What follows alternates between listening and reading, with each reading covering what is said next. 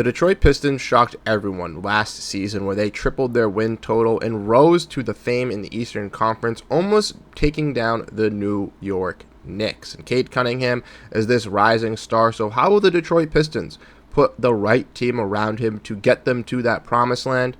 Well, we're going to discuss and break down everything on this episode of Swish City. I am Bruce Veliz. We're diving in for today's NBA offseason breakdown, looking at the Detroit Pistons. So if you're a Pistons fan and this is your first time seeing me, let me know your thoughts down below in the comment section if I did the Pistons justice or if I absolutely butchered their team construction. I want to know your guys' thoughts, and if you're also a fan of the series or new to the channel, interested in these types of videos, definitely check out the other videos down below in the playlist, as we've gone through a plethora of other teams already breaking down their off-season predictions. So without further ado, let's dive in and let's explore the Detroit Pistons.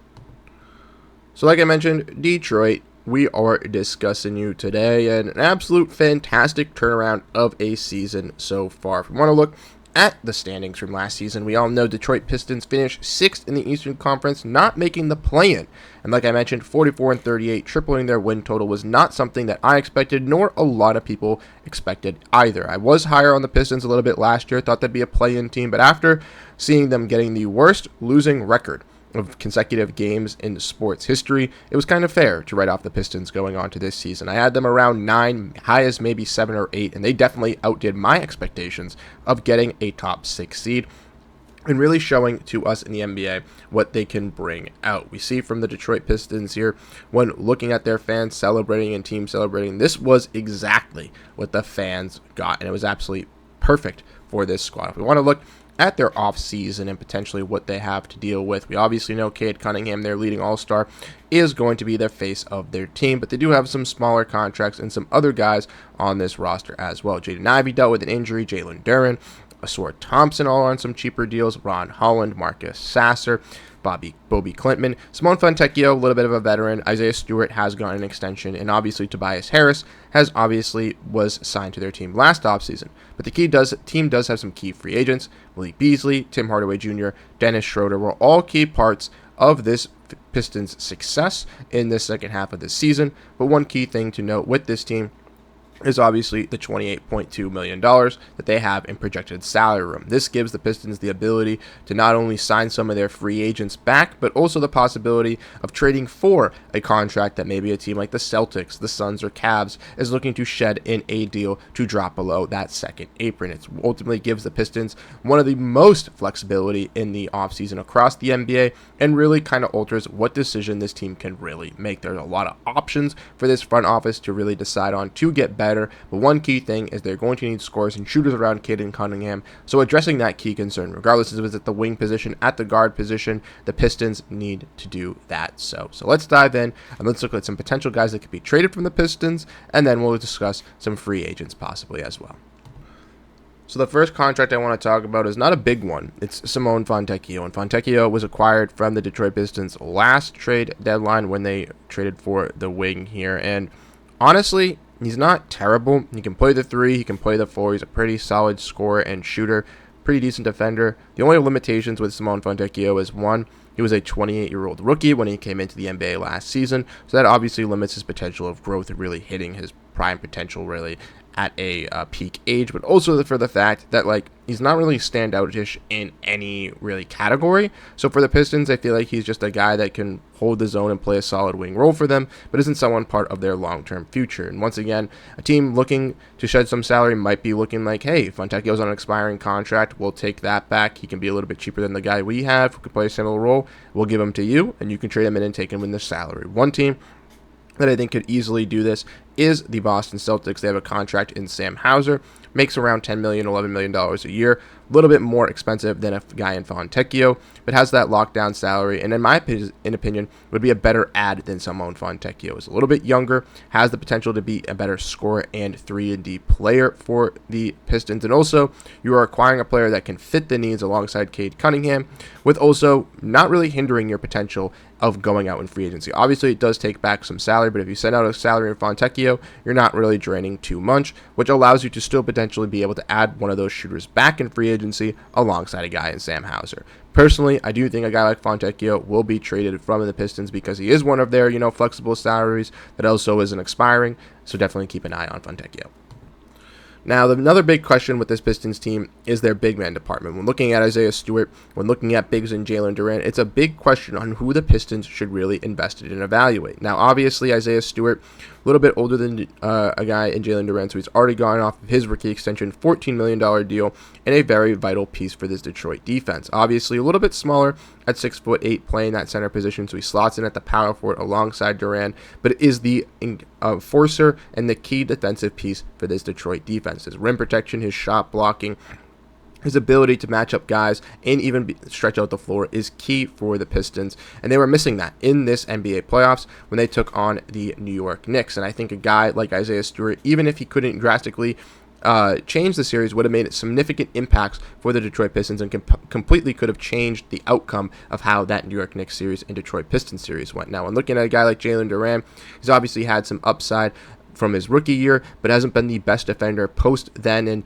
has the length ability, can be a solid shot blocker, but on a rookie scale contract is a little weary. And if you're the Pistons and you're really trying to evaluate what key center you want to develop and really build around, there are some kind of question marks. Now, obviously, you can kind of keep both and really materialize it, but then you have to give Jalen Duren a rookie scale contract, and then now you have two kind of rookie scale bigs who kind of play the same role, and who's really going to play over each other, and obviously they can share and play alongside of each other, whereas if you trade for a wing that is a scorer, there's just a lot of complications with the Detroit Pistons going down the line. Truly, from my opinion, kind of figure out who this key center is going to be is very vital. Once again, Stewart can present himself as a tradable contract to where if you say, hey, a guy like Duren can work, or we can get a guy in the draft or via the trade market that can make a more impact defensively, we can offload a guy like this, then that's the move to really go to. But ultimately, if I were the Detroit Pistons, I would be looking to try to move off a contract in Jalen Duren and keep a guy like Isaiah Stewart with a big that can play 5 out and can really shoot, because then that gives me the double-edged sword of having another scorer and shooter alongside for Cade Cunningham in the pick and roll and pick and pop, but also allows Isaiah Stewart to comfortably still play his power forward role and be that consistent shot blocker and rim protector to be that defensive anchor for the Pistons.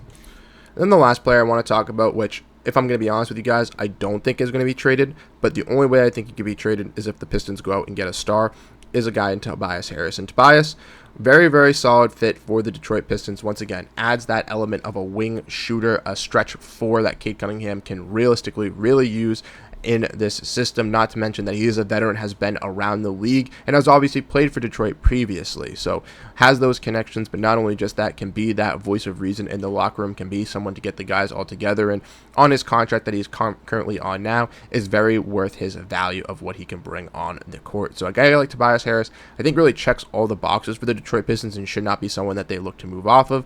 But if the questions do arise with the Detroit Pistons on potentially going out and getting a secondary co-star or someone that can provide another offensive punch around this team, I feel like a guy in Tobias Harris has to be the guy out all before the contract use. And for example, I'll give you guys a guy like Lauri Markkanen, I think would be an upgrade over Tobias Harris if he was available and the Pistons were able to get him, for the sheer fact that he plays, once again, a very similar role than Tobias, but also, even if the contract is a little bit more expensive, is younger and can fit into this mold of still winning now, but also in the future alongside Cade Cunningham and this Detroit Pistons team.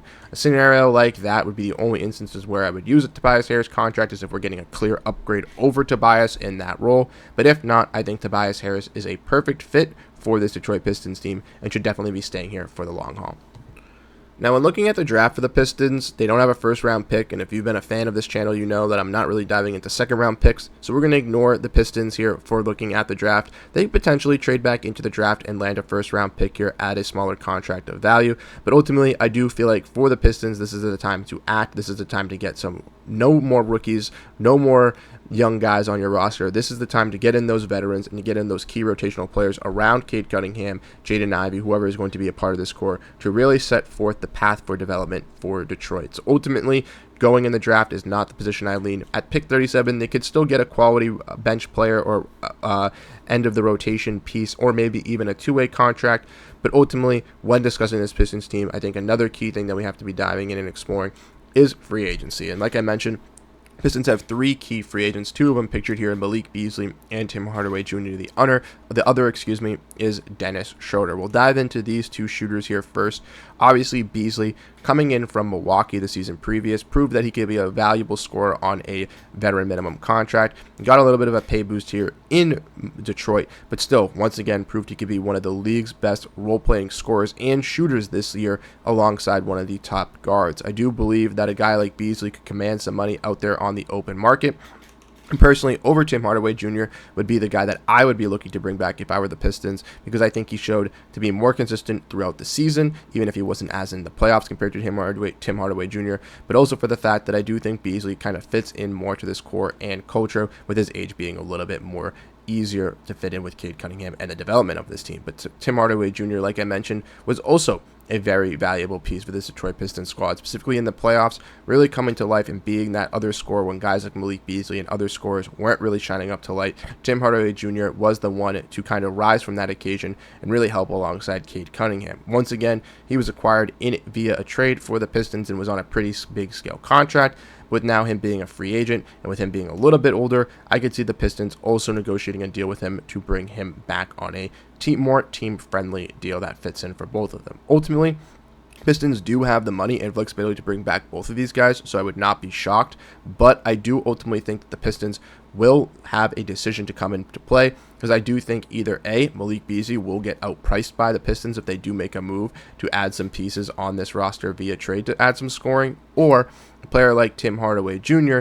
might also get outpriced from this team, and they might not be able to bring back both of them. So ultimately, I do think the Pistons will strike with one. It all depends on which one they feel more comfortable with. Do they go with the guy in Hardaway, a little bit more of a veteran, someone they might not get outpriced with, or do they either go with the guy in Beasley, someone's a little bit younger, fits in more with their culture, and can be a more consistent scorer as he's shown it over the last couple of seasons. Ultimately, do you think that comes to a question for the Pistons? Specifically, they do consider, a Lauri Markkanen and Sam Hauser type of acquisition as well. That will definitely add some scoring to this lineup. The other player that's not pictured here that I'd like to mention is Dennis Schroeder. He is also a free agent, someone that was brought into the Pistons in the second half of the season and was a key upgrade as being a secondary playmaker and obviously helping out with Cade Cunningham in that playoffs, really leading that secondary run of that bench unit and being once again that other playmaker and scorer, regardless if it was creating off the dribble or catch and shoot. Now, a guy in Dennis Schroeder, in my opinion, I think at his best value would be a backup point guard and can make his most significant impact at his role right now at a backup point guard.